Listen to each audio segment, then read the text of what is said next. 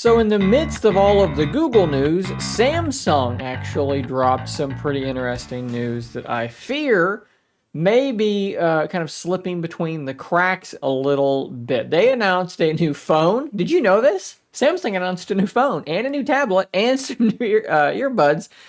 And again, I don't think many people are really talking about this stuff. So we're going to kind of highlight it in this video. And I'm going to use this Threads thread that I put together to kind of organize the information. So we have some new fan edition products coming, and we're going to start things off with the S23 FE. Now this thing has some pretty solid specs, okay? So we're going to be running a Snapdragon 8 Gen 1, which coincidentally, in terms of raw horsepower, will be right in the same general ballpark as the Pixel 8 and Pixel 8 Pro. We have 8 gigs of RAM, which is I think perfectly fine for a fan edition phone. We're looking at a 6.4-inch 120 hertz full HD screen, exactly what you expect for it to have in terms of the cameras.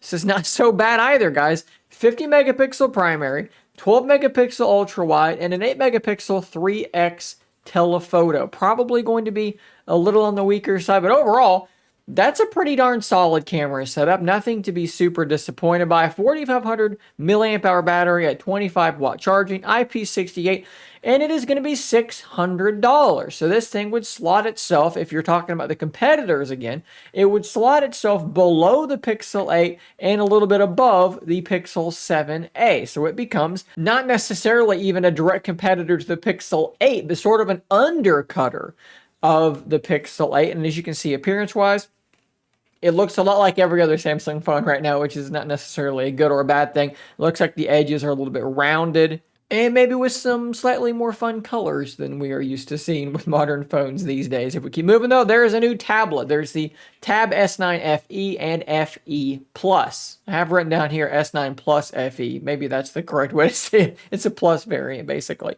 These are both running Exynos 1380 processors, so if you were wanting a Snapdragon, well, you're not going to get it. It will be an Exynos, which is how they're keeping that price down. 8 or 12 gigs of RAM. If you're using the Plus model, you get that 12 gigs of RAM. 10.9-inch screen or 12.4-inch screen. These are both LCD screens at 90 hertz. So you're not getting the full 120 hertz, right? But again, this is an FE edition. This is a cheaper tablet. 8 megapixel rear camera, 12 megapixel ultra wide front camera. Either 8,000 or 10,090 milliamp hour batteries, again, depending on the standard or the Plus variant. 45 watt charging. S Pen is there for you. IP68, which I believe is a first for an FE tablet.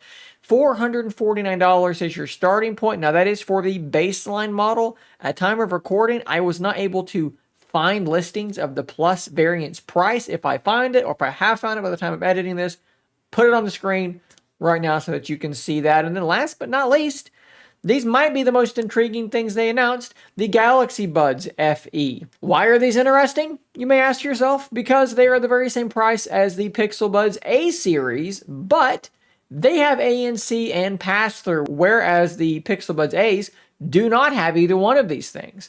6 hours of battery life with ANC, 8.5 without, IPX2, and as you can see, these sort of nice wing tips in there for a better grip in your ear, which is something else that the A-series Pixel Buds have. These things look honestly pretty good to me at that price. I mean, Samsung's audio quality is always pretty solid. You know, the app integration is going to be good, and you're going to get that ANC for only $100. Couple of other interesting notes here. So we're supposed to be getting updates all the way through Android 17, so that's not bad at all. And in case you're wondering about the construction of the FE, it is indeed made of aluminum and glass. So you're not getting like a plastic back, which I would have actually been fine with for like durability concerns. But if you want something that feels premium for $600, you're going to be getting exactly that with the Galaxy S23 FE. Now, these devices will become available throughout the month of October. I believe the S23 FE will be available on October the 26th, with the tablet and the earbuds coming earlier in the month. Hopefully, by the time I'm posting this video, we have some sort of links. If not, I'll drop some affiliate links in the description down below. If you want to purchase these pretty solid looking mid-rangers, you'll be able to do that and help support the channel while doing so. Guys, what do you think about these devices? What do you think about the positioning of them price-wise compared to their other competitors? Personally, I think that they look pretty solid. But again, let me know what you think Let me know in those comments down below, guys. Subscribe so you don't miss any more content just like this. And until next time, stay nerdy, my friends.